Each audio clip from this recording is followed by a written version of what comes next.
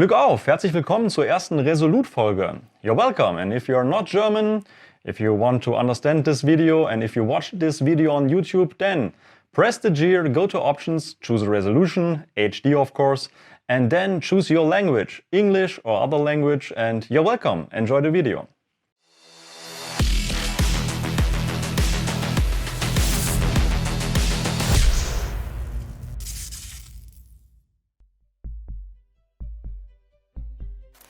Ja, wir halten uns beim Gehen die Hand vor den Mund, putzen uns denselbigen bei der Nahrungsaufnahme nicht an der Tischdecke ab, sondern an einer Serviette und haben, zumindest in der Regel, keinen Sex in einem öffentlichen Park, sondern in unseren eigenen vier Wänden.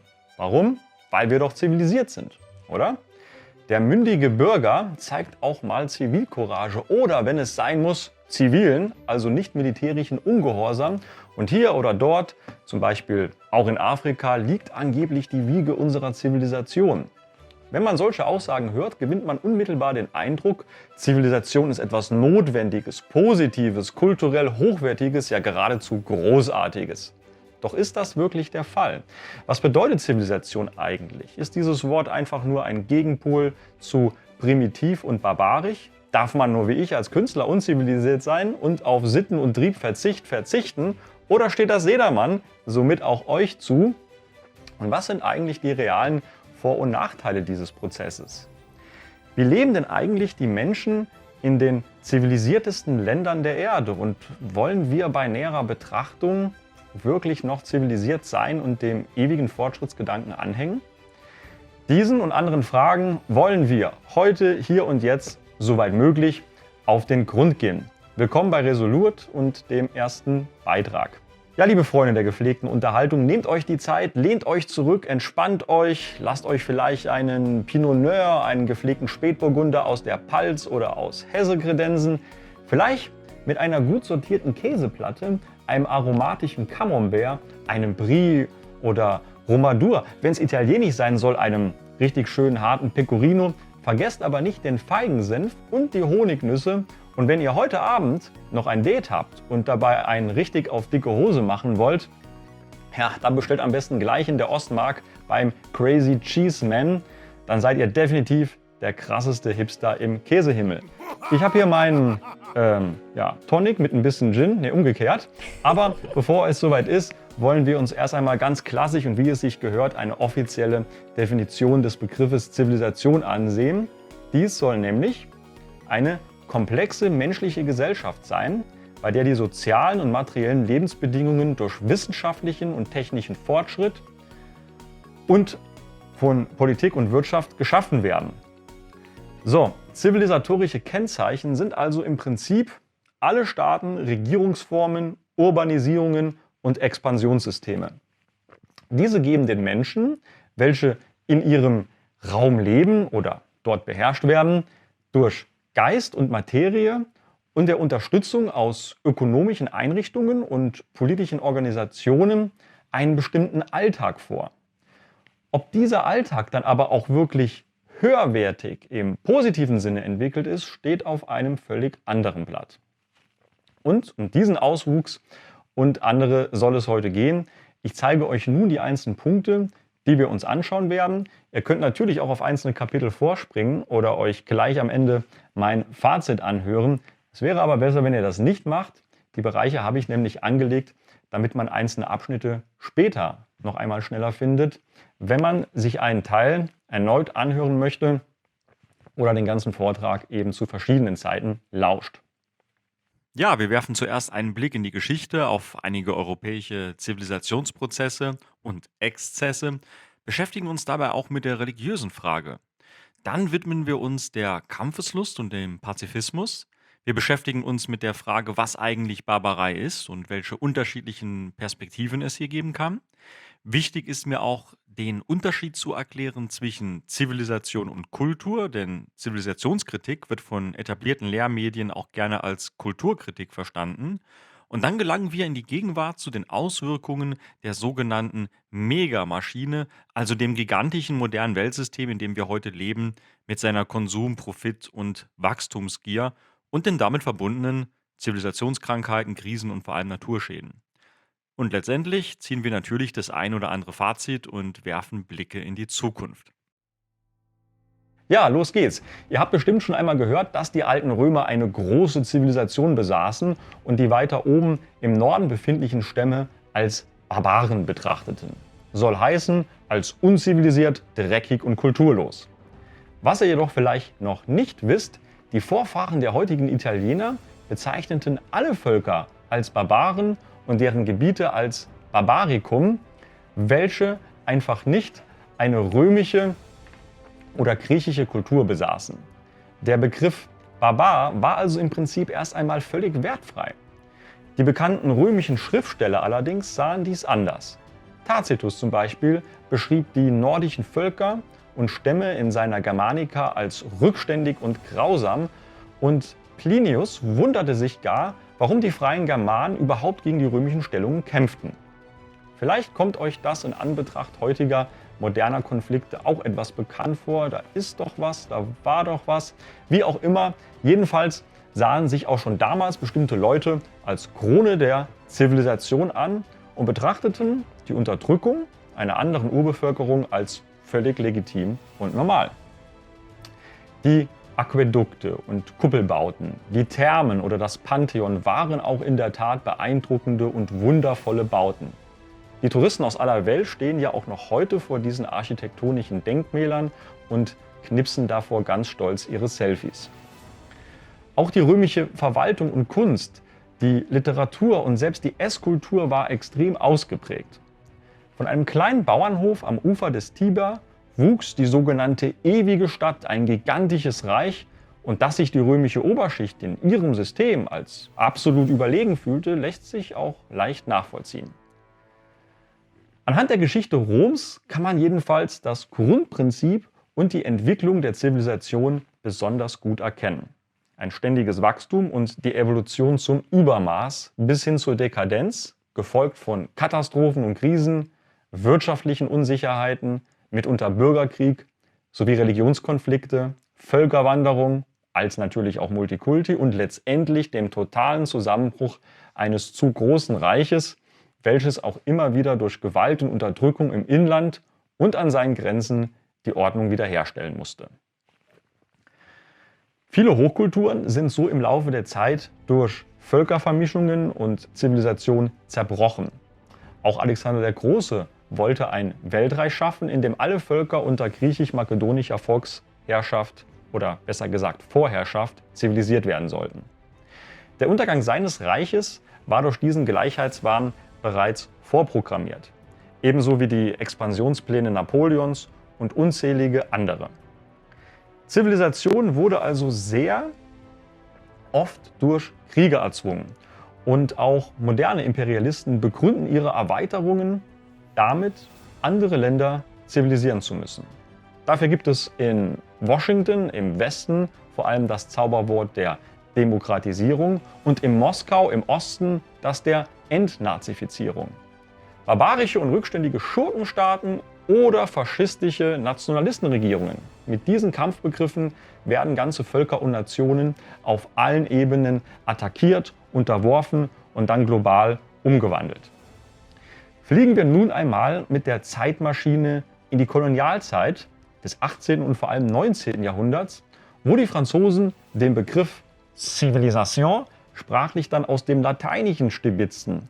Dort bedeutet zivil bürgerlich und civitas Stadt bzw. den Bau einer Stadt.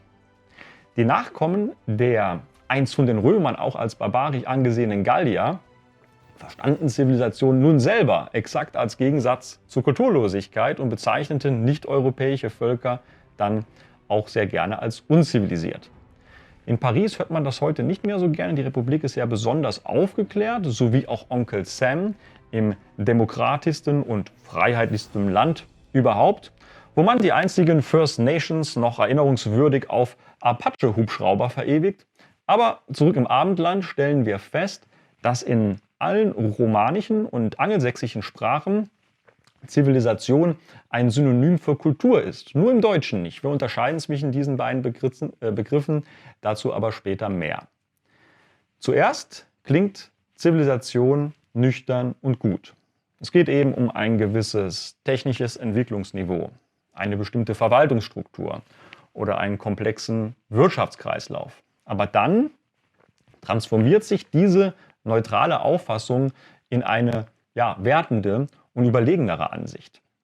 Und diese Sichtweise ist vor allem bei Kolonialisierungen besonders stark der Fall.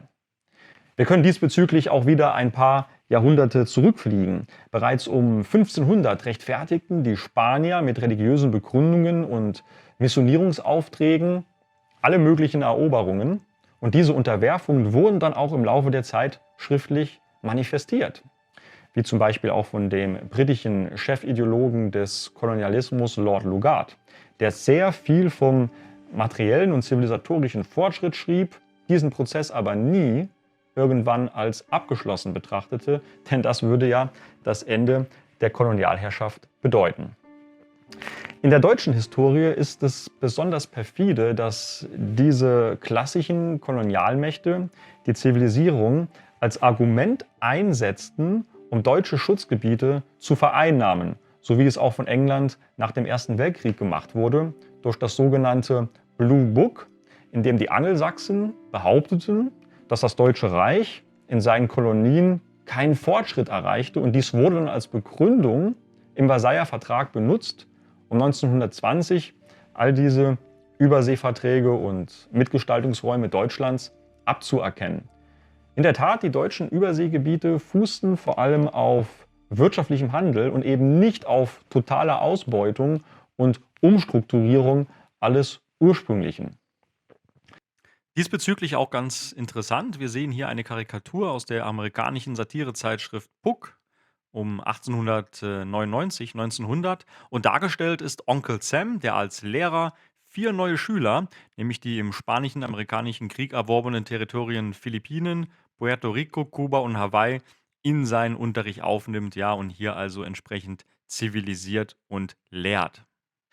Wenn wir nun einen Gesamtblick auf die vergangenen europäischen Jahrhunderte werfen, so können wir feststellen, dass vor allem in Frankreich, aber auch abgeschwächt in anderen Ländern, die Oberschicht als Zeichen der Abgrenzung zum Pöbel immer besonders zivilisiert auftreten wollte. Klassenkampf also, und auch der bedeutet einen langen Marsch und am Ende automatisch einen eskalierenden Prozess. Denn in einem System von Ständen möchte die Mittelschicht natürlich auch weiter nach oben gelangen und übt so Druck aus. Das wiederum möchte die Oberschicht natürlich vermeiden, und so generiert diese immer wieder neue Sitten, verfeinert ihre Ausdrucksformen bei weiterem Fortschritt bis zur absoluten Dekadenz und dem letztendlich finalen Knall. Erst benötigt man 2, dann 3, dann 5 verschiedene Besteckteile. Dann müssen diese aus Silber sein. Irgendwann eine eigene Gravur besitzen, bis zu dem Punkt, wo der ganze Tisch mit Tafelservice überfüllt ist. Wir kennen das aus der Malerei von so manchen Stillleben. Sieht wunderschön aus, ist hochinteressant und handwerklich beeindruckend gemacht, aber nicht umsonst besitzen die meisten Objekte und Speisen auf der großen Tafel dann auch eine morbide, zweideutige und im Verfall begriffene Metapher. Mit dem Fortschritt der Zivilisation teilte sich das Leben vieler Menschen auch immer stärker in 2 Sphären auf, nämlich in eine öffentliche und private, und gewisse Dinge unternahm man dann eben nicht mehr in der Gesellschaft. Man schwieg auch zu vielen und sagte das eine oder andere höchstens noch im stillen Kämmerlein. Kennt ihr vielleicht auch jetzt aus der aktuellen Zeit. Damals lagen die Gründe jedoch weniger in der Political Correctness, sondern mehr in der Religion Correctness. Und genau die Religion gilt es ebenso im Zusammenhang der Zivilisation zu beachten. Ob dabei zuerst die Zivilisation existierte oder eine komplexere gläubige Weltanschauung, ist im Prinzip die gleiche Frage wie mit dem Huhn und dem Ei. Man kann aber durchaus sagen, dass der Bau der ersten größeren Tempelanlagen natürlich auch wiederum einen gewissen zivilisatorischen Fortschritt bedurfte. In fast allen Kulturen spielte der Glaube jedenfalls irgendwann eine große Rolle, und Religionen müssen in der Tat dann auch als Triebkraft für Zivilisation angesehen werden. Wir dürfen dabei jedoch nicht vergessen, dass unsere frühesten Vorfahren, also die Jäger- und Sammlerkulturen, die noch in sehr kleinen, überschaubaren Familienclans zusammenlebten, auch durchaus an Geister oder Übernatürliches glaubten. Sehr sogar und kein Wunder, wenn man in einer archaischen und mystischen Landschaft lebt. Ihre Götter jedoch kümmerte es nicht so sehr, ob sich die Menschen moralisch verhielten. Sie griffen sozusagen nicht ein oder bestraften. Was auch noch wichtig ist, Loyalität. Die gab es früher natürlicherweise in der Regel nur mit Verwandten oder zumindest sehr gut bekannten Personen. Aber auch dies änderte sich, als die ersten großen Zivilisationen entstanden. Zumindest oberflächlich. Plötzlich waren nämlich auch weiter entfernt lebende Menschen, ja Fremde aus anderen Regionen oder Landesteilen vor Ort und forderten Hilfe, Vertrauen oder eine Zusammenarbeit. Die Megazivilisation heutzutage läuft diesbezüglich komplett aus dem Ruder. Ein Mensch aus einem völlig anderen Kontinent kann von heute auf morgen dein direkter Nachbar, Arbeitskollege oder sogar Chef sein. Ganz toll, oder? Zurück zur zivilisierten Religion. Wer an ein strafendes und allwissendes höheres Wesen glaubt, ist in der Regel eher bereit, auch mit einem geografisch entfernteren Glaubensgenossen zu teilen und zu kooperieren. Vor allem natürlich, wenn die Religion universell ist, so wie es bei den abrahamitischen, monotheistischen Gemeinden der Fall ist. Ein gemeinsamer Glaube an einen moralischen Gott bei gleichzeitiger Sterilisierung des eigenen Egos kann durchaus für ein Mindestmaß an Solidarität sorgen. Wenn die Götter allerdings moralischer werden, dann werden es die jeweils Gläubigen auch. Und genau dieser moralische Glaube führt ja dann auch ganz oft zu diversen Religionskonflikten. Je stärker die Zivilisation voranschreitet, umso mehr entwickeln sich aber auch profane, weltliche Strukturen und Organisationen. Das heißt Gesetze, Verträge sowie Gerichte. Und je besser diese funktionieren, desto weniger nutzen die Menschen religiöse Institutionen, um ihr Gemeinschaftsleben zu organisieren. Man könnte also sagen, Religion und Regierung sind durchaus austauschbar und lösen sich ab. Vor allem aber im Bereich der zivilisierten Religion herrscht die Überzeugung, über andere und für das Gute zu stehen, ja sogar im Besitz der Wahrheit zu sein. Religiöse Wortführer sind grundsätzlich davon überzeugt, dass eine Gesellschaft ohne ein religiöses Leitbild einem sittlichen Werteverfall unterliegt. Und sie haben in gewisser Weise leider recht. Jeder glaubt an irgendetwas. Sei es auch nur an die Macht des Geldes. Wenn aber ein Volk oder eine Gesellschaft keine Sakralität mehr besitzt, also nichts über sich weiß und nur an das glaubt, was durch Mund, Nase und Augen erlebt werden kann, dann wird diese Gruppe nicht nur etliche moralische Probleme besitzen, sondern einem religiösen Konflikt in einem solchen Konflikt stets unterlegen sein. Stellen wir uns zwei Armeen vor, die sich gegenüberstehen bei gleicher Waffenstärke, dann würde natürlich immer die an einen richtenden Gott glaubende Einheit stets die Oberhand gewinnen. Wenn der Mensch keine höhere Gewalt über sich fühlt, rein materialistisch veranlagt ist und sich selber zum Maß aller Dinge erhebt, sind die Folgen, auch die ökologischen, katastrophal. Und genau das müssen wir bei den europäischen Völkern der Jetztzeit ja auch feststellen. Dies wäre aber ein Thema für eine zusätzliche Resolut-Folge. Falls euch der Gottesglaube oder auch die Auseinandersetzung zwischen Christentum und Heidentum interessiert, schreibt es mir in die Kommentare hinein. Vielleicht arbeite ich auch dazu eine Folge aus und kontrolliert bei der Gelegenheit, ob ihr den Kanal hier schon abonniert habt. Ja, kommen wir dann zu einem anderen, auch sehr spannenden Punkt. Das ist nämlich die Kampfes- und Angriffslust. Wir können hier mit Sicherheit sagen, und das ist ausdrücklich keine Wertung, sondern einfach eine Feststellung, dass körperliche Konflikte in früheren Zeiten wesentlich häufiger vorkamen als heute. Und wenn man bedenkt, dass quasi in fast allen Ländern, in den meisten Epochen auch öffentliche Hinrichtungen gezeigt wurden, kann man sich ungefähr vorstellen, wie sehr sich die Teile der zivilisierten Welt auch im Zusammenhang von physischer Gewalt verändert haben. Ja, zurzeit läuft die militärische Spezialoperation in der Ukraine. Und als sich dies einige Plünder zu Nutzen machten und ihr Unwesen in Geschäften und Privatwohnungen verübten und dann von örtlichen Sicherheitskräften mit Klebeband an Straßenlaternen fixiert wurden, man ihnen die Hose runterzog und ihnen ein paar auf den Hintern gab, war der Aufschrei auch von vielen konservativen Profilbetreibern in den sozialen Medien noch größer als die eigentliche Klagelauten des Übeltäters in dem Video. Falls es in Vergessenheit geraten ist, noch vor 1 oder 2 Generationen war es auch in unserem Land üblich, dass die Eltern oder spätestens Großeltern einem ungezogenen Bengel ein paar auf die Hinterbacken gaben und man selbst einer Katze, wenn sie Unfug trieb, eins mit der zusammengerollten Zeitung, ja, übers Fell zog. Wenn sowas zum Beispiel heute auf Facebook gezeigt würde, gäbe es ein Riesengezeter. Wie seht ihr das? Schreibt mir auch das bitte einmal in die Kommentarspalte.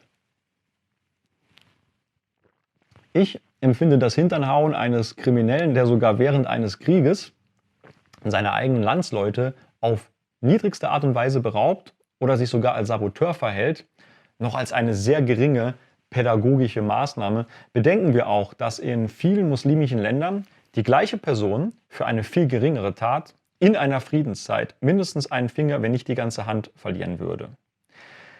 Der heutige zivilisierte Pazifist spricht sich natürlich grundsätzlich gegen jegliche Form der physischen Züchtigung aus. Ich will mir nicht ausmalen, was in unserer netten Republik erst los ist, wenn sich größere fremde Einheiten Land und Besitz nehmen wollen.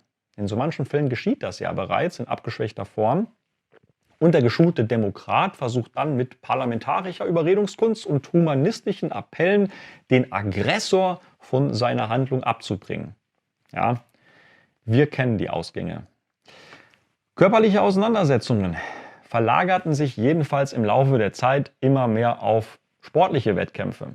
Das Leben wurde so aber auch in gewisser Weise gefahrloser und arm an Abenteuer. Alles wurde immer sicherer, konstanter, genormter, voraussehbarer, berechenbarer. Und so verflüchtigten sich die Menschen immer mehr in ihrem Alltag in Träumen, Bildern, Büchern. Der Adel las dann irgendwann nur noch Ritterromane. Und heute flieht der digitale Nomade in Bildschirmeffekte, spezielle Spieleersatzwelten und endlose Netflix-Serien. Aufgrund der vielen Berufsstände, der ständig steigenden Komplexität und Überbevölkerung musste alles stetig mehr geregelt werden.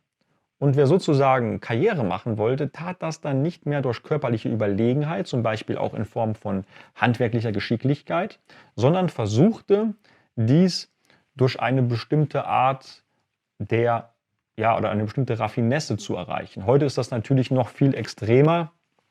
Wir kennen alle die Mengen an Ja-Sagern, Zeugnis- und Doktorarbeitsfälschern, eiskalten Businessmännern, Nachkopierer und Ausbeutern.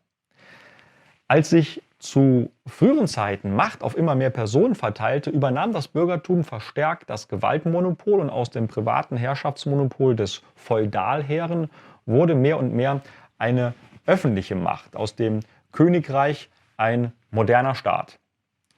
Auch dieser verband so dann die körperliche Gewalt zum großen Teil aus der Gesellschaft und beschränkte sie auf den Krieg.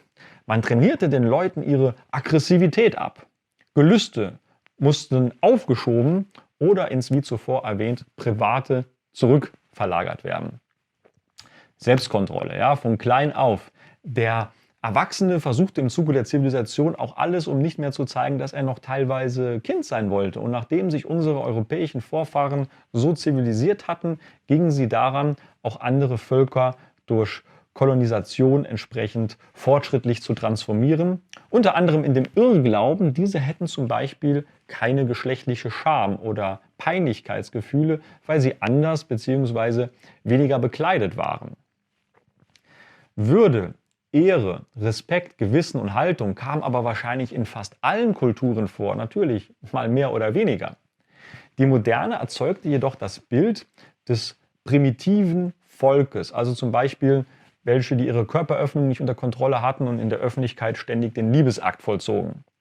Von der Realität waren solche Szenarien aber oft sehr weit entfernt, dienten jedoch dann manchen illustrem europäischen Leser eher als Unterhaltung oder gar Anregung. Und es waren letztendlich oft die Kolonialisten, welche sich primitiv zeigen, nämlich in Form ihrer Überheblichkeit. Ja, logisch, ein sauberer, synchronisierter Paarwalzer im Dreivierteltakt in der Hofburg zu Wien mit einem voll ausgestatteten Orchester sowie alter Pracht und Etikette ist zweifelsfrei eine imposantere und aufwendigere Darbietung als ein klassischer Beschwörungs- oder Wettertanz in der senegalesischen Steppe, liebe Freunde. Aber trotzdem ist auch dieser völkisch und eben Emotion und Ausdruck der jeweiligen Kulturgemeinschaft. Und nur diese kann den entsprechenden Ritus oder die Handlung wirklich tiefgehend begreifen und schätzen. Für einen Asiaten zum Beispiel, sofern er noch nicht europäisiert wurde, ist es grundsätzlich völlig abwegig, ja schlicht und ergreifend ekelhaft, Metall in den Mund zu nehmen. Deswegen isst er eben mit Holzstäbchen anstatt mit Messer und Gabel oder wie in manch BRD, All You Can Eat, China, Mongolen, Restaurants mit Metallstäbchen. Ich möchte euch an dieser Stelle mal kurz in die Komplexität der Bedienung von Essstäbchen einführen, um etwas deutlich zu machen. Allein im ostasiatischen Raum gibt es unzählige Etiketten in Zusammenhängen von Stäbchen. Diese werden zum Beispiel auf keinen Fall einfach auf den Tisch abgelegt. Dafür gibt es spezielle Ablagebänkchen in Puppenhausgröße und dort müssen die Spitzen dann auch immer vom Essenden weg zeigen. Die Stäbchen werden auch niemals senkrecht in eine Reisschale gesteckt, weil das an Räucher- bzw. Opferstäbchen erinnern würde. Eine völlig andere Sache. Völlig verpönt ist es, die Essstäbchen gegen Gläser oder Teller zu schlagen. Das erinnert an Bettler. Man zieht mit diesen auch nichts heran, sondern benutzt die ausschließlich zum Essen und dabei spießt man die Nahrungsmittel auch nicht auf, sondern man schiebt sie auf die Esshilfe und achtet peinlich genau darauf, dass nichts auf fremde Teller, in der Soße oder auf dem Tisch landet. Absolut unverschämt wäre es, mit dem Stäbchen auf andere Leute zu zeigen, damit zu gestikulieren oder die Teile über Gerichte kreisen zu lassen. Man rührt auch nicht mit ihnen, zieht sie nicht durch die Lippen und schleckt sie nicht ab, und kaut auch nicht auf ihnen herum wie ein Hund auf seinem Knochen. Und das alles sind nur einige wenige Regeln. Wir begreifen jetzt jedenfalls, dass eine silberne Gabel noch lange kein tiefergehendes oder höheres Kulturgut sein muss wie ein hölzernes Stäbchen, was auf den ersten Blick natürlich unzivilisiert wirkt, wenn man nicht die Hintergründe kennt, geschweige denn die Vorrichtungen als Teil seiner Identität wahrnimmt.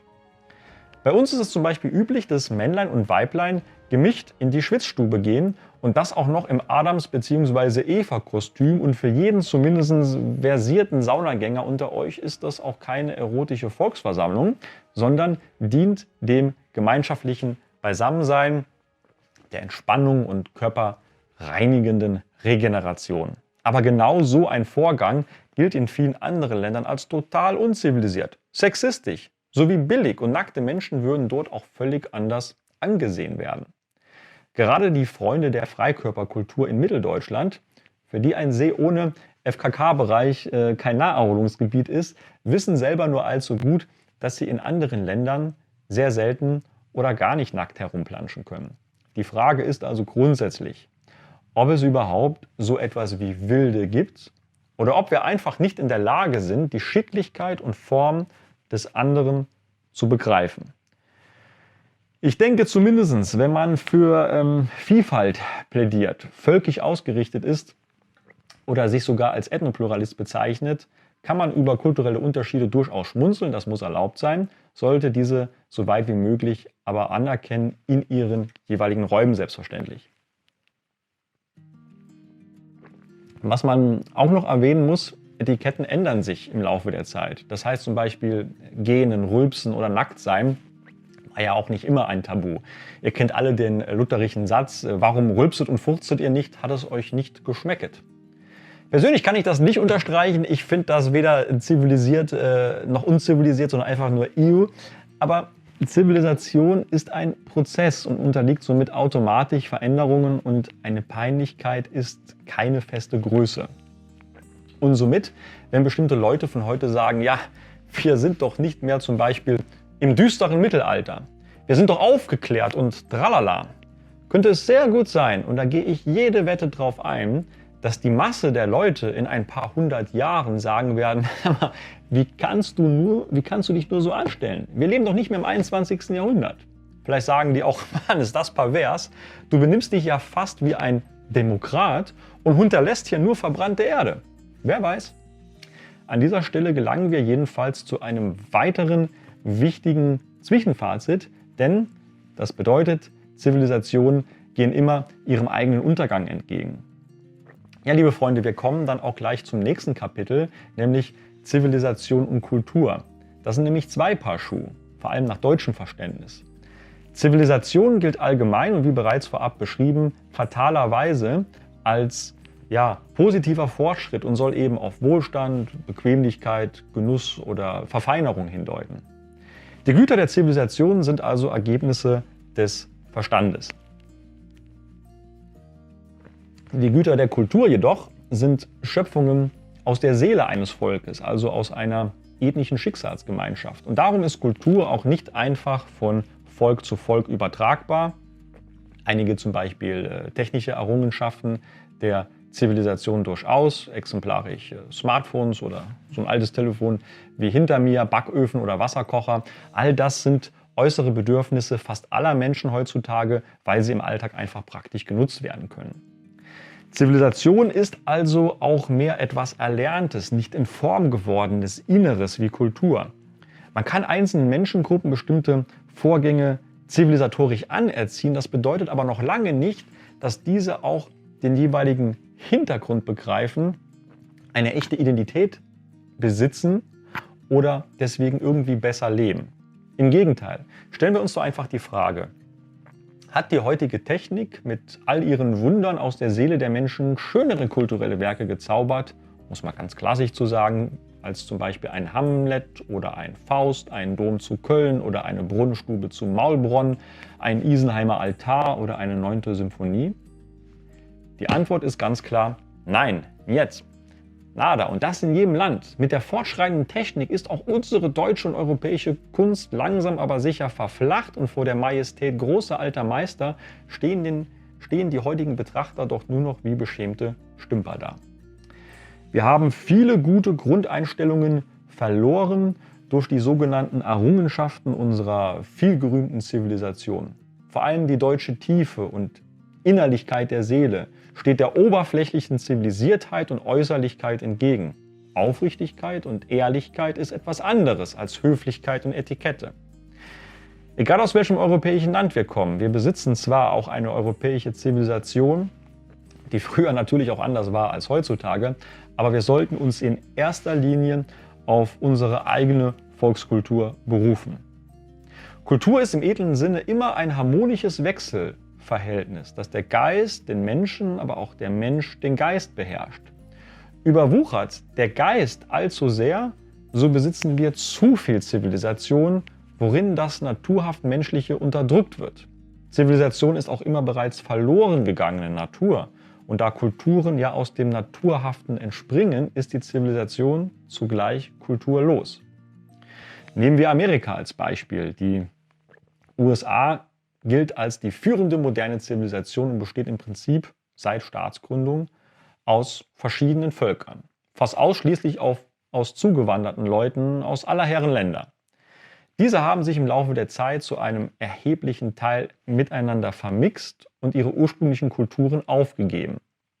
So wurde aus einer anfänglichen Kulturvielfalt ein Einheitsbrei und anstatt echter Sitten und Gebräuche sind eben Burger Cola und zerfledderte Jeans zu Symbolen der amerikanischen Zivilisation geworden.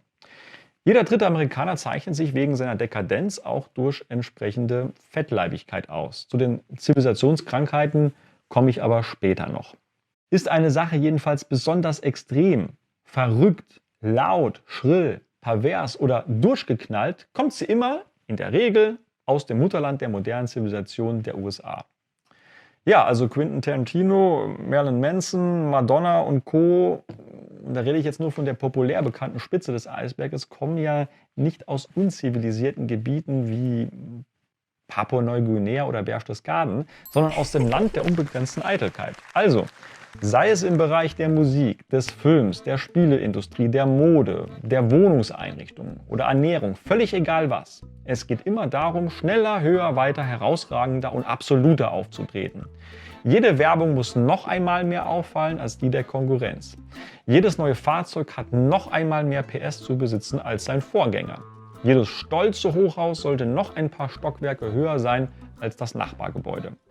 Jedes noch überhaupt existierende Tabu muss noch einmal extremer gebrochen werden. Aber damit wir uns nicht falsch verstehen, auch wenn Amerika mit seinen Wolkenkratzern und seiner Rambo-Mentalität als Sinnbild für viele Zivilisationseskapaden steht. Die krasseste Dekadenz und der ausschweifendste Konsum findet sich mittlerweile nicht nur in Las Vegas, sondern auch in Dubai, in den Arabischen Emiraten oder auch im sogenannten Osten, zum Beispiel bei russischen Oligarchen.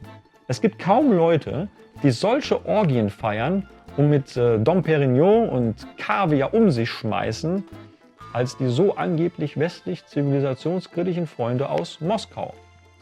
Wir müssen also unterscheiden zwischen einer zivilisierten Gesellschaft sowie einer kultivierten Gemeinschaft und die Faustformel kennen: je mehr Zivilisation, desto weniger Natur und desto weniger Kultur.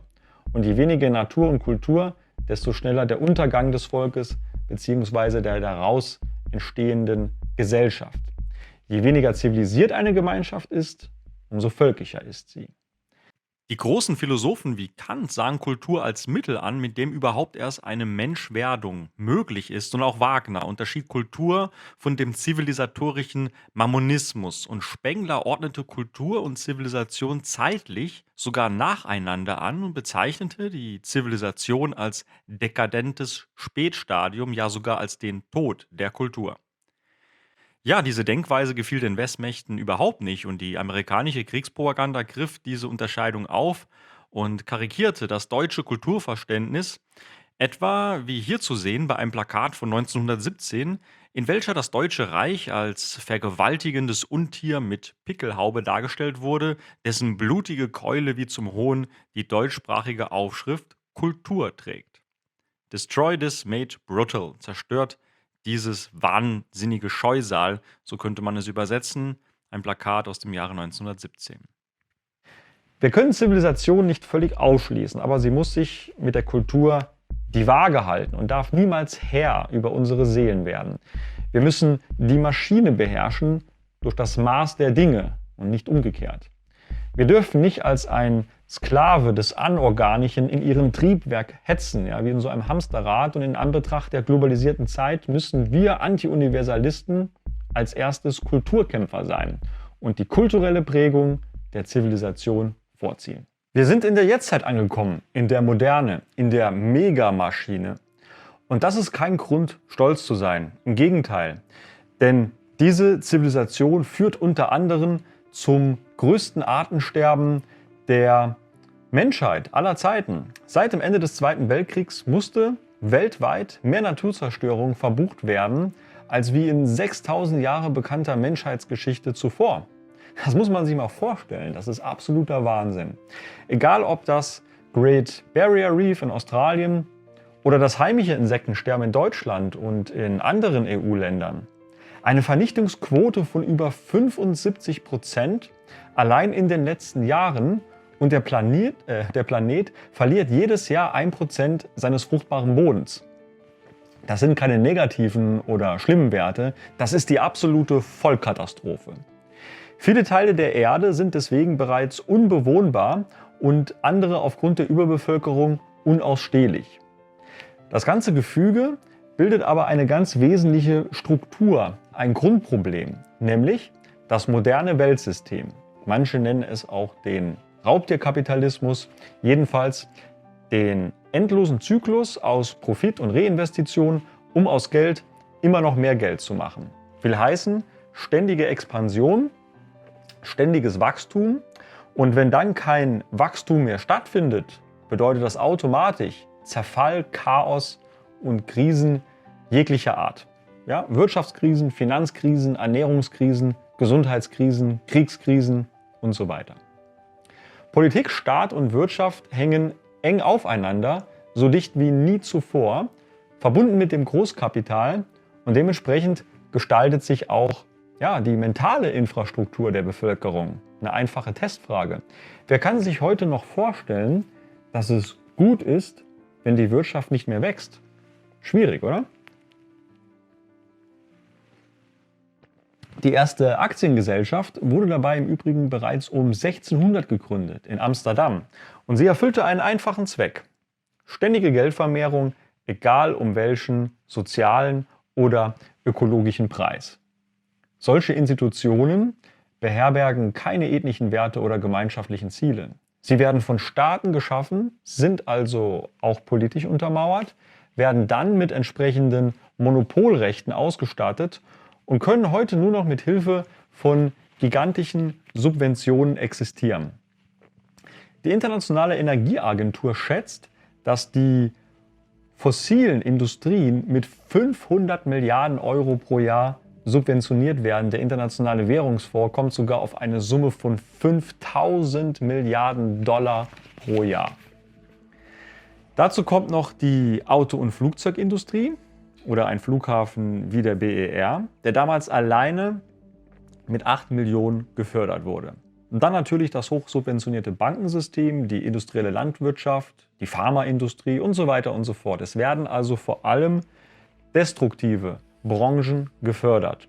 Unternehmungen, ja, die alleine ökologisch betrachtet alles andere als positiv sind. Unterstützt von den Parlamenten, die wiederum von den Bürgern gewählt werden.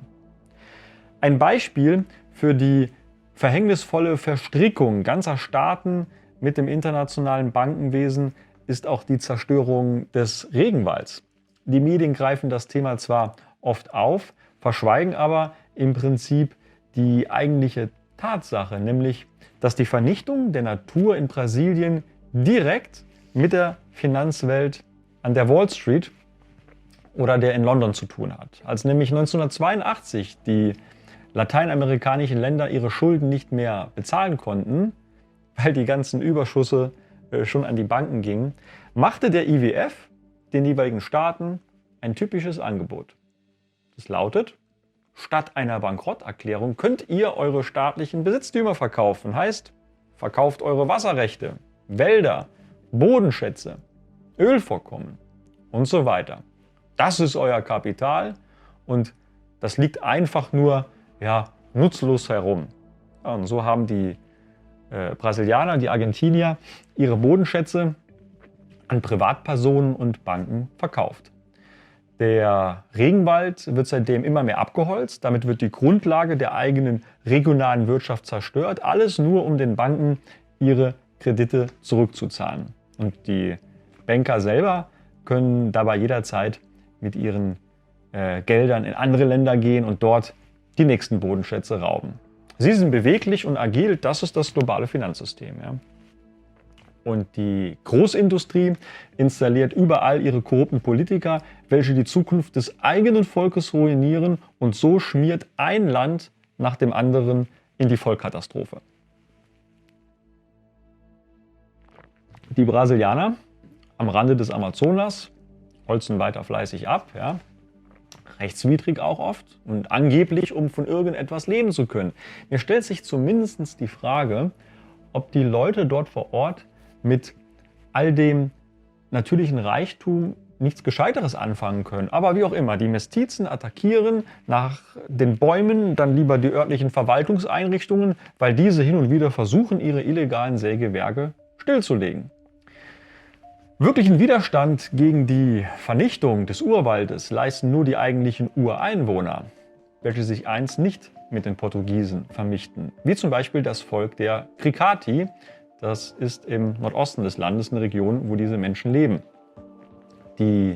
Beziehungsweise der normale Brasilianer von heute wirft dagegen dem reichen Parlamentarier und Großlandbesitzer vor, selber am meisten abzuholzen, ist im Kleinen aber wie gesagt auch nicht besser und sagt sich, ja, wenn es die grüne Lunge und die gesunde Luft nicht mehr gibt, verrecken eben die Amerikaner und andere schneller, aber wir Brasilianer doch genauso. Und wenn wir auf der anderen Seite den Regenwald nicht abholzen, sterben wir ebenso. Wie gesagt, wir können ja gar nichts anderes, ja. Wir können ja gar nicht anders Geld verdienen oder leben. Am Ende sind wir sowieso alle hinüber und somit nach mir die Sintflut. Ja, und genau das spiegelt das Empfinden und das Verhalten der meisten Menschen wider. Ich kümmere mich überwiegend oder sogar ausschließlich um mein Dasein und in diesem, mein Leben, versuche ich so komfortabel wie möglich zu existieren. Der Wald der ist dabei für den modernen Menschen nur ein Symbol, ein Relikt der Rückständigkeit, welches dem Fortschritt im Wege steht. Er sieht den Wert immer nur aus dem, was ein Human Resources aus einer Sache macht, welche die Natur ihm bietet. Aber die Natur selber ist der eigentliche Wert. Die Dienste der Natur sind ausschlaggebend für das Leben auf dem Planeten. Ja, die Mikroorganismen im Wasser, das Bestäuben der Blüte von einer Biene. Aber all das spielt bei den meisten Ökonomen und Verbrauchern keine Rolle. Im Prinzip ist die ganze Wirtschaftslehre absolut destruktiv und losgelöst von der realen Welt. Grenzenloser wirtschaftlicher Fortschritt in einer Welt mit begrenzten natürlichen Ressourcen kann, wie gesagt, nicht funktionieren. Der zivilisierte Mensch will die Natur kontrollieren und somit macht er sie sich teilweise nach alttestamentarischer Botschaft untertan oder schöpft sie nach neuzeitlicher Fasson zu Geschäftszwecken aus. Auch mit der Ansicht, dass die Technik es schon richten wird. Wenn die Völker aber auf ihrem jeweils geografischen Gebiet die Schätze ihrer Natur nicht bewahren, verlieren sie am Ende alles.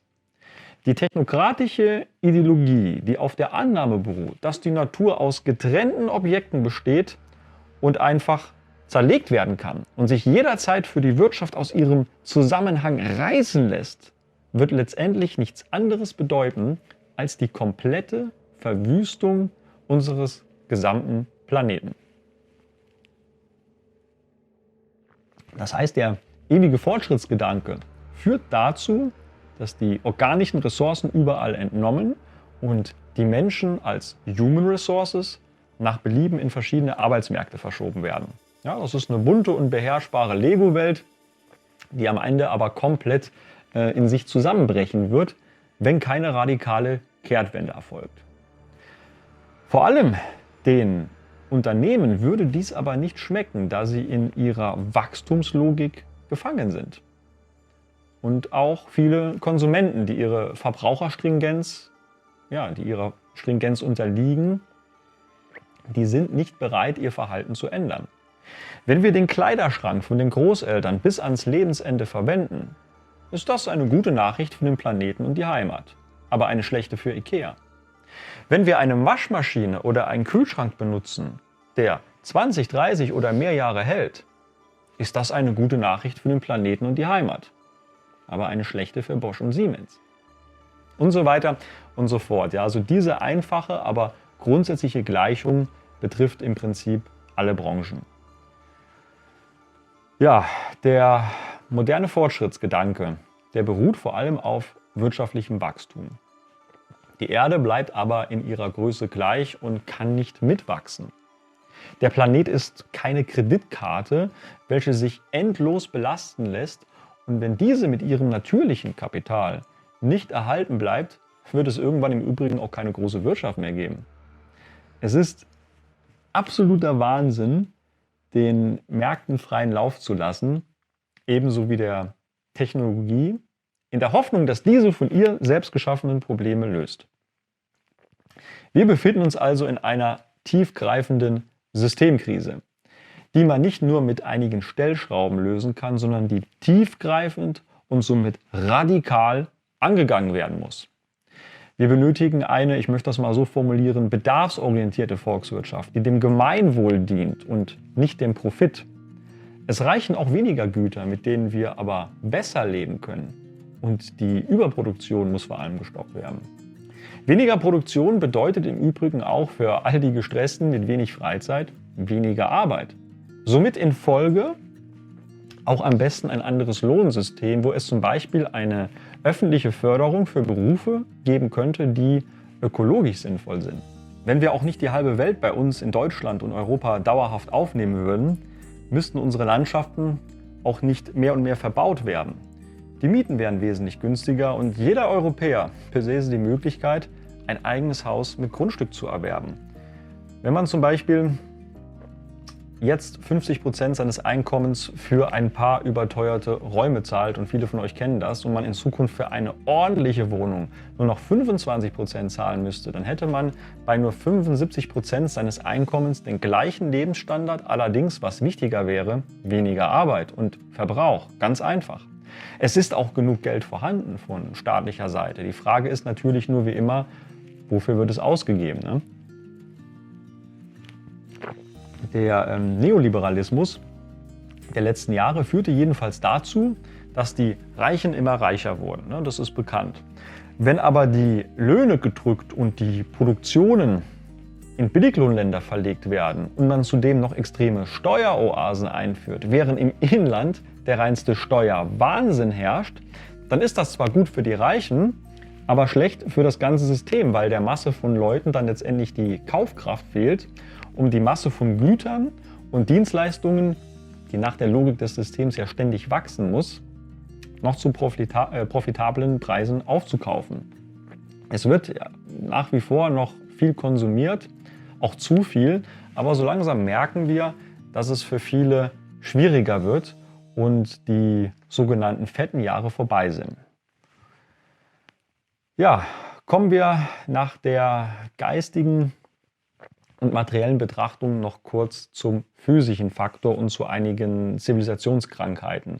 Und an der Stelle muss man erwähnen, dass zu früheren Zeiten, so zumindest die heutige Meinung, die Menschen eine Lebenserwartung von lediglich ungefähr 30 Jahren besaßen.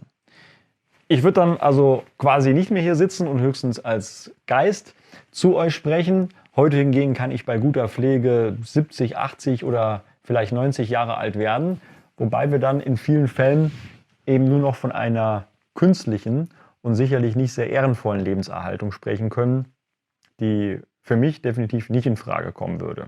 Ich weiß nicht, wie es ihr seht, ihr könnt es ja auch mal in die Kommentare schreiben.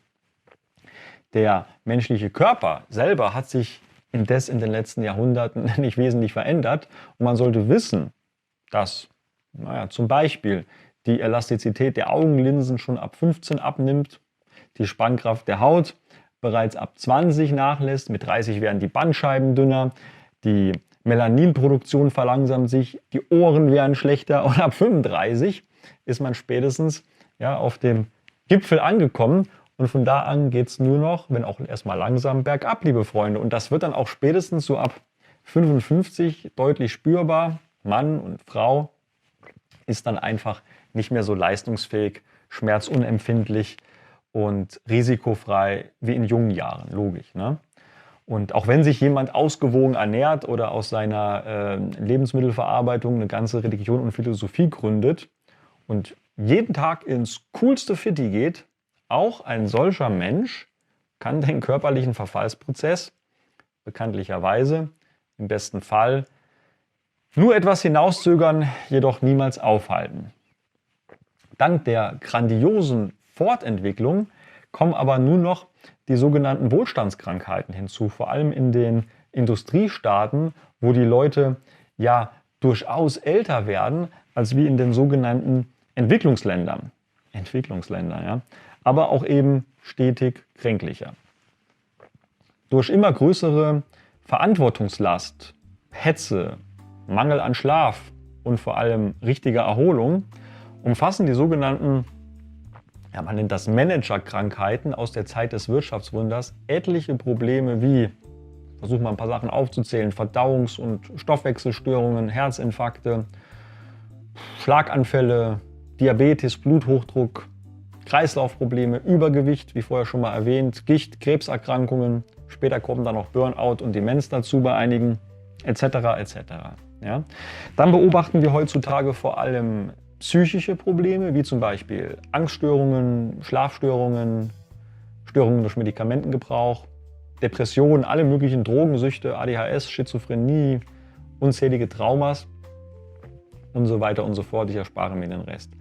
Und ja, wenn man sich heutzutage auch nur für ein paar Minuten mal irgendwo draußen in eine Fußgängerzone stellt und so dem Erwachsenentreiben zusieht, dann kann man schon wirklich von einer offenen Anstalt sprechen.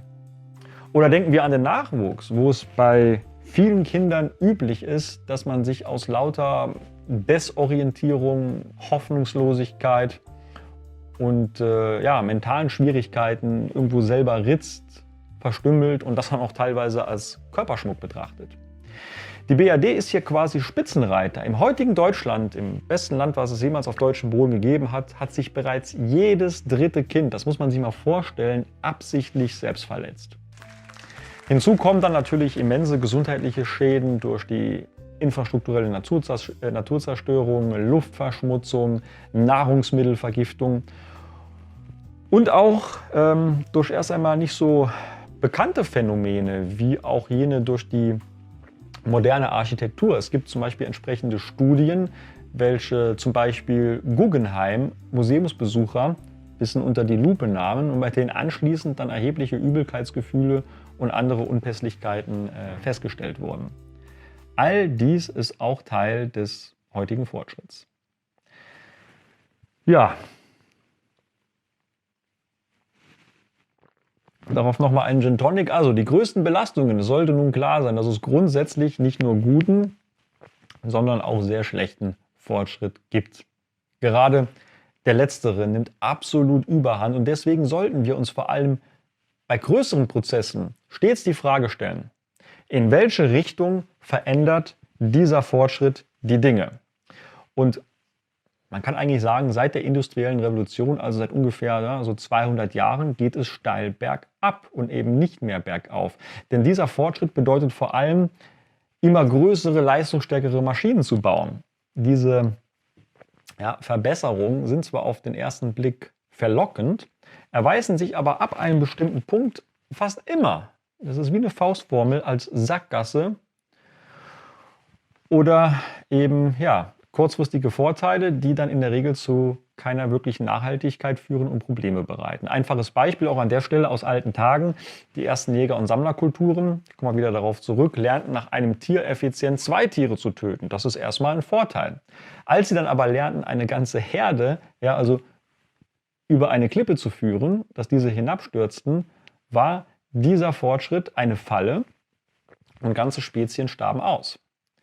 Dieser urzeitliche Jagdinstinkt ist noch immer im modernen Menschen vorhanden, auch wenn dieser heute in der Regel total unfähig ist, irgendein Tier zu erlegen, erbeutet er anderes. Zum Beispiel die Aktien des nächsten Börsenunternehmens, Produkte oder Dienstleistungen. Mit dem gleichen archaischen Ziel, Besitz zu erlangen. Aufgrund des technischen Fortschritts und des global komplexen Weltsystems ist die heutige Safari nur wesentlich gefährlicher und schädlicher als eine frühere Hatz. Ja, wir können zwar in die Zukunft denken, unsere meisten Gehirnmechanismen sind aber auf kurzfristige Reflexe ausgelegt. Früher war das auch absolut nötig. Wenn man zum Beispiel als Jäger vor einem, sagen wir mal, Bären stand, wäre es in dem Moment eher schlecht gewesen, sich darüber Gedanken zu machen, wo man vielleicht in 30 Jahren seinen nächsten Sommerurlaub verbringt. Ja.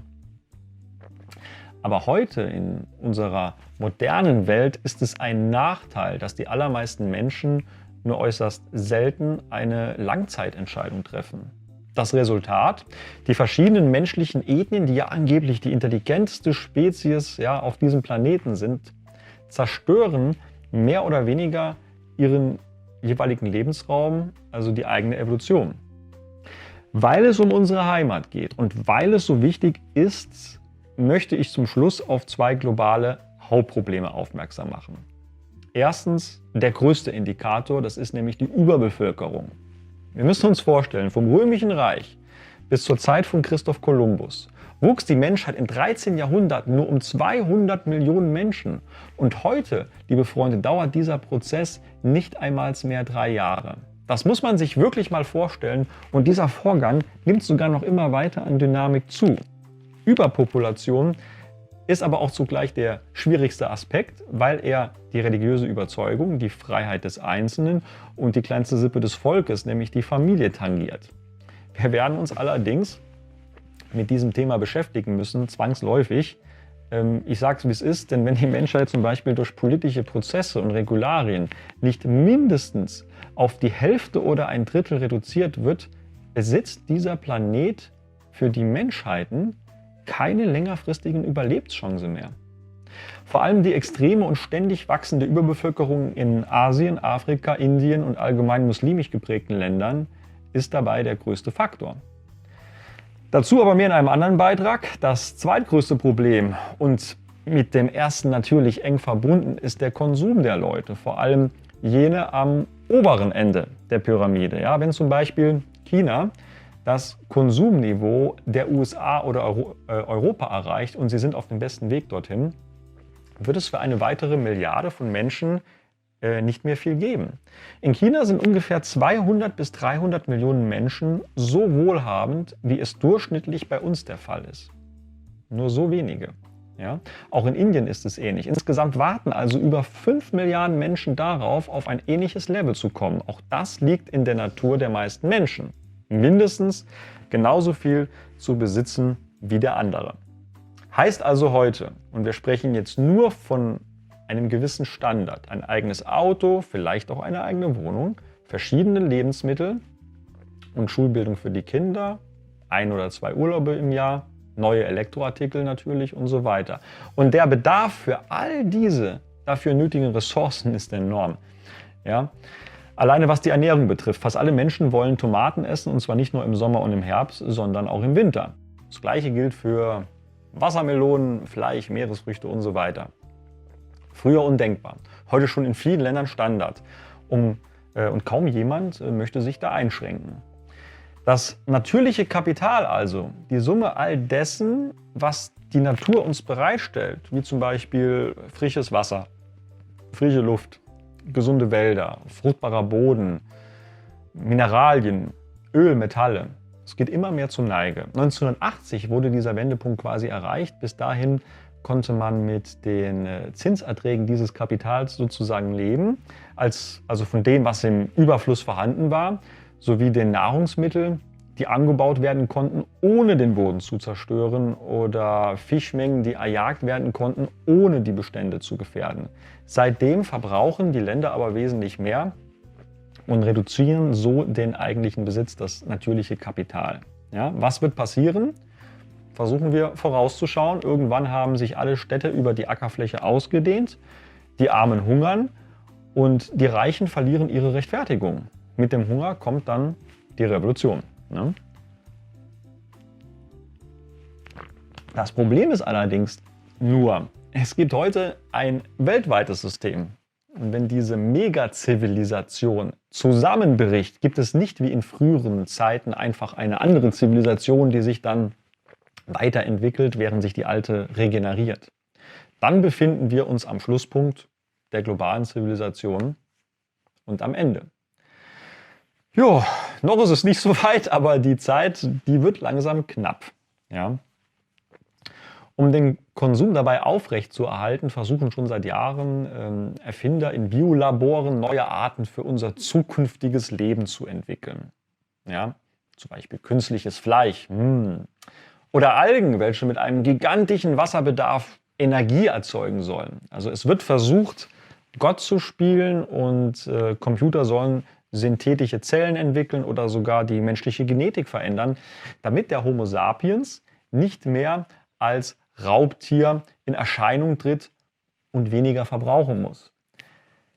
Ich weiß ja nicht, wie es euch geht, aber mir erscheint die synthetische Biologie als eine weitere Fortschrittsfalle und als Profitquelle für Großkonzerne. Vielleicht habt ihr aber auch eine andere Meinung zu dem Thema. Schreibt es mir mal bitte in die Kommentare.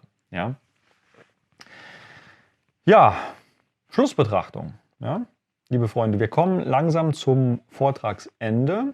Ich fasse an der Stelle noch einmal das Wichtigste zusammen und versuche auch einige grundsätzliche und persönliche, also nicht auf eine Organisation bezogene Herangehensweise oder Herangehensweisen aufzuzeigen, wie man der Zivilisation ein Stück weit entgehen kann, also für sich selber und womöglich auch als Vorbild für andere. Konkrete Handlungsmöglichkeiten werde ich aber erst in kommenden Folgen in der Zukunft vorstellen. Nichts, weil ich es unnötig spannend machen will, sondern weil wir erst noch ins Detail gehen müssen. Als Einstieg schauen wir immer erst in die Breite, in den großen Raum, in die gesamtheitliche Sphäre Und man sollte generell im Hinterkopf behalten, dass wir alle durchaus in verschiedenen persönlichen Situationen stecken. Ja? Der eine hat Familie, ein anderer ist lediglich Single sozusagen, wohnt vielleicht alleine. Der eine in der Stadt, der andere auf dem Dorf, der eine hier, der andere dort. Die Leute besitzen verschiedene Beschäftigungsfelder, Arbeitsplätze, Lebensrhythmen und natürlich auch Talente und Sichtweisen. Also gibt es grundsätzlich keine einfache Gebrauchsanweisung für jedermann. Ja, das ist wichtig zu betonen.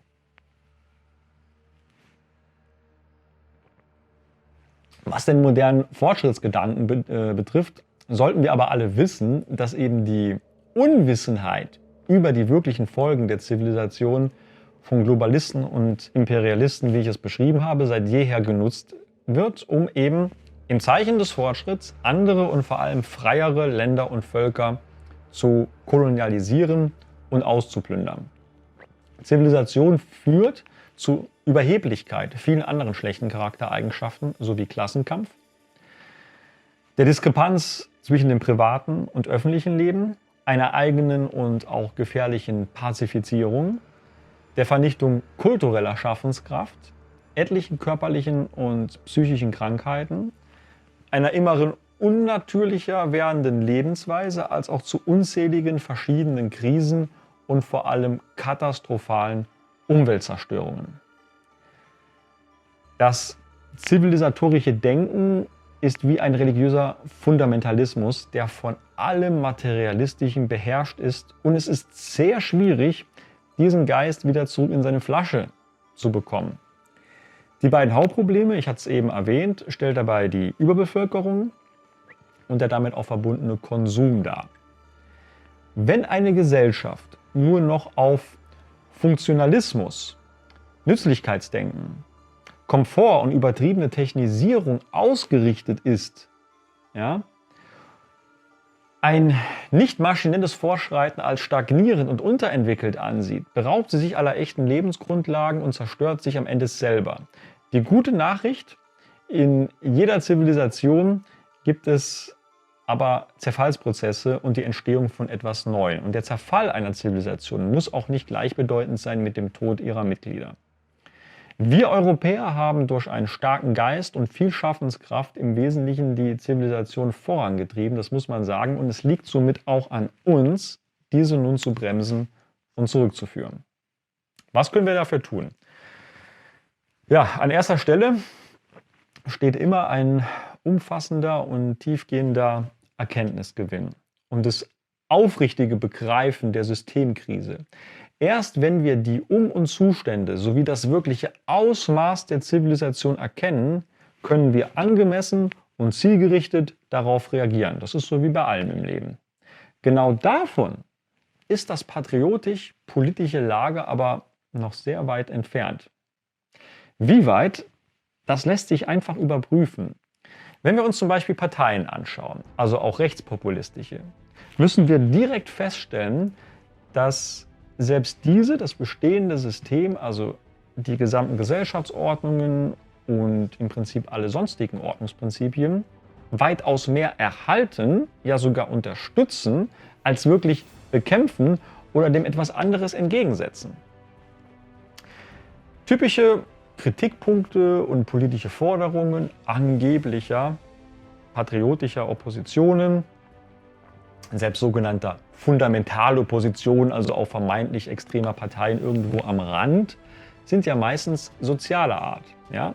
Also wo es am Ende darum geht, die Inflation einzuschränken, die Steuerabgaben zu dämpfen, die Preise für Energie, Lebensmittel und alle möglichen anderen Materialien zu senken, dafür mehr Kindergeld zu zahlen, Familien zu unterstützen, die Leute besser im Gesundheitssystem unterzubringen und so weiter und so fort.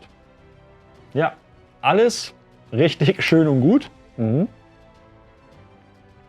normalen Zeiten oder eben in einem Land unter einer Herrschaft, in einem Geflecht, was man auch wirklich im Wesentlichen befürwortet, aber doch nicht in einem System, was man angeblich grundsätzlich ablehnt, dem man feindlich gegenüberstellt. Das funktioniert nicht. Offensichtlich. Auch eben nicht in Ländern, wo rechtspopulistische Parteien an der Regierung beteiligt sind oder sogar Mehrheiten erlangen. Können wir überall feststellen. Gibt es zig Beispiele. Ja? Man möchte also Stimmen erhalten bei Wahlen. Für Sitze im Parlament. Auf niederste Art und Weise, indem man die Masse und das persönliche Ego der Leute durch Sozialneid und Konsumwünsche kauft. Wählt uns! Ja? Dann lebt ihr gut oder besser, heißt, dann lebt ihr bequemer, dann lebt ihr sicherer, vor allem dann besitzt ihr mehr. Merkt ihr was? Genau das, was zivilisatorische Sprachrohre schon immer propagiert haben, um die Menschen zu überreden oder eben zu zwingen und zu beherrschen. Genau das, was ich euch heute in etlichen Beispielen in meinem Vortrag dargelegt habe. Von links, von euch aus gesehen jetzt rechts, über die Mitte bis rechts. So agieren Wahlparteien, aber keine Weltanschauungsorganisationen. Kurzfristige Versprechen, damit es den Leuten angeblich in den nächsten Jahren etwas besser geht, bis zur nächsten Wahlperiode. Unter völliger Missachtung der darauffolgenden Generation und der gesamten Umwelt. Schaut euch einmal nur die Schuldenuhr in der BRD an. Auf Generationen hinaus und im Gegensatz zu den Möglichkeiten in früheren Jahrhunderten wird es hier keinen staatlichen Schuldenschnitt geben. Manche denken ja, die aktuell 30.000 bis 40.000 Euro pro Kopf, die gehen mich ja nichts an. Ja, und das nennt sich dann Rechts- und Sozialstaat. Und das freieste Land, das je auf deutschem Boden existierte. Ja, ja. Und fragt euch und vor allem jene, welche sich darüber keine Gedanken machen. Wie stellen sich eigentlich systemkritische Leute einen Systemwechsel vor? Funktioniert dies, indem man das bestehende System erhält und unterstützt, vor allem heutzutage durch seine Geldquellen und Finanzierungssysteme? Oder bestehen überhaupt nur Chancen auf dynamische Prozesse, Veränderungen, Revolten oder gar Revolutionen, indem man das herrschende System und seine Energiequellen bekämpft? Großes Fragezeichen. Wird sich der Bürger, der vor allem heute weder wehrhaft eine Burg verteidigt, wie zum Beispiel früher der Spießbürger, der also eine Waffe, einen Spieß trug und somit das Recht besaß, in einem geschützten Burgraum zu leben, oder der noch bis zum Ersten oder Zweiten Weltkrieg vorhandene Bildungsbürger, der also noch geistig auf einer viel höheren Ebene war, wird sich der heutige Bürger überhaupt in irgendeiner Art und Weise aufmüpfig verhalten oder gar revoltieren, wenn er weiterhin sein riesiges Mümmelsofa und seinen Flachbildfernseher, seinen riesigen Fernseher besitzt und selbst als Hartz-IV-Empfänger in Deutschland Dinge konsumiert, die früher nicht einmal einem Fürsten zur Verfügung standen? Ja, es ist so. Wenn wir zum Beispiel an Nahrungsmittel denken, wie all die Süßigkeiten, Fleisch- und Fischsorten, tropisches Obst und so weiter und so fort. Klingt jetzt für einige sehr unschön, was ich hier sage. Könnte man auch schlecht auf einem Wahlplakat unterbringen. Ja, Parteien stecken diesbezüglich durchaus in einer Zwickmühle. Und ja, das ist eben kein Populismus, sondern die unbequeme Wahrheit. Aber dafür gibt es den Kanal ja hier, ne? Ergo, solange der Otto-Normalverbraucher seine Grundbedürfnisse nicht in Gefahr sieht oder de facto verliert, wird er das bestehende System stets im Wesentlichen anerkennen und sogar darum kämpfen.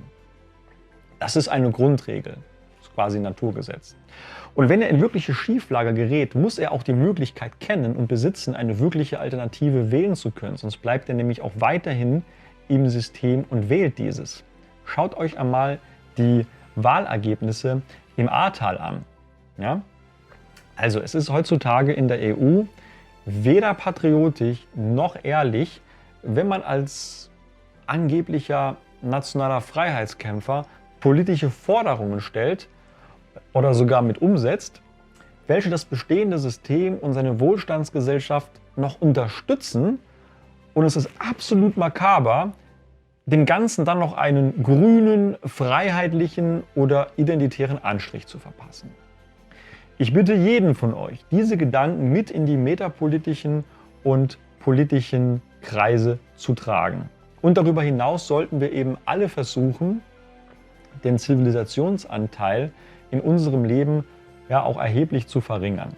Und gleichzeitig umso mehr die identitäre Existenz zu erweitern, also wirklich mehr Zeit in der Natur zu verbringen. und in Museen selbst auch schöpferisch tätig zu werden. Und dazu gibt es heutzutage viele Möglichkeiten, das muss man schon sagen. Konzentrieren wir uns also auf das Wesentliche. Denn wir spüren doch, dass die Zivilisation die große Hetzerin in unserem Dasein ist. Sie lässt uns zu keiner ruhigen Einstellung mehr kommen. Die Voraussetzung jeder kulturellen Haltung ist. Sie gaukelt uns Werte vor, die keine sind, und treibt uns hinein in ein Tempo, das überhaupt keine Zeit mehr übrig lässt zum eigentlichen Leben, zu sinnvollen Taten und auch zum einfachen Glücklichsein. Aus diesem Hamsterrad müssen wir Stück für Stück, das ist natürlich immer ein Prozess, ausbrechen. Wir müssen dabei den Kampfeswillen neu in uns entfachen und eine reale Gegenwelt errichten. Auch zum Vorbild für andere. Muss das Private mit dem öffentlichen Leben mehr vereint und auch etwas sichtbarer gemacht werden. Schaffen wir uns nur das an und konsumieren wir nur jenes, was wir wirklich benötigen. Das erspart uns mitunter auch viel Lohnarbeitszeit, ja, wo wir also Zeit gegen Geld tauschen, nur um gewisse zivilisatorisch moderne Standards zu halten, um dann in unserer gering vorhandenen Freizeit die Batterien für die Megamaschine wieder aufladen zu müssen, für die wir letztendlich dann arbeiten, anstatt mit unserer Zeit eben etwas wirklich Sinnvolles anzufangen und auch zu hinterlassen. Wenn die Masse weiter Richtung Abgrund fortschreitet, da wo das große Schild Ende der globalen Weltzivilisation steht, sollten wir dieser nicht folgen und viel besser einen anderen Weg und eine Zukunft finden. Darauf trinke ich den Rest hier, ja? Das war ein Abriss der Zivilisationskritik. Ich bedanke mich für euer Interesse. Wer es heutzutage schafft, einen so langen Vortrag auf YouTube zu sehen, anstatt in der Zeit 100 andere Unterhaltungsclips oder 500 Memes zu betrachten, ist schon einmal ein Held des Alltags. Wer sich mehr mit zivilisationskritischen Themen beschäftigen möchte, kann darüber hinaus natürlich Nietzsche, Evola, Schiller, Spengler lesen oder auch Hans-Peter Dürr. Wer das, was ich heute gesagt habe, für grundsätzlich wichtig erachtet, teilt bitte diesen Beitrag so intensiv wie möglich in allen Kanälen und schickt das Video auch an eure Freunde, an eure Feinde, an eure Arbeitskollegen, Golfpartner, Ex-Geliebten, an die Oma, ja, überall hin. Abonniert hier vor allem den YouTube-Kanal und auch den Telegram-Kanal. Kommt auch in die Resolut-Diskursgruppe und gebt anderen und mir eure Resonanz über den Beitrag hier. Wer des Weiteren das neue Projekt etwas finanziell unterstützen möchte, kann dies mit PayPal bewerkstelligen. Hier wäre die E-Mail-Adresse oder mich einfach anschreiben. Vielen Dank. Euch einen erfolgreichen Tag. Bis auf bald. Verbundene Grüße, euer Baldur. Bis dahin.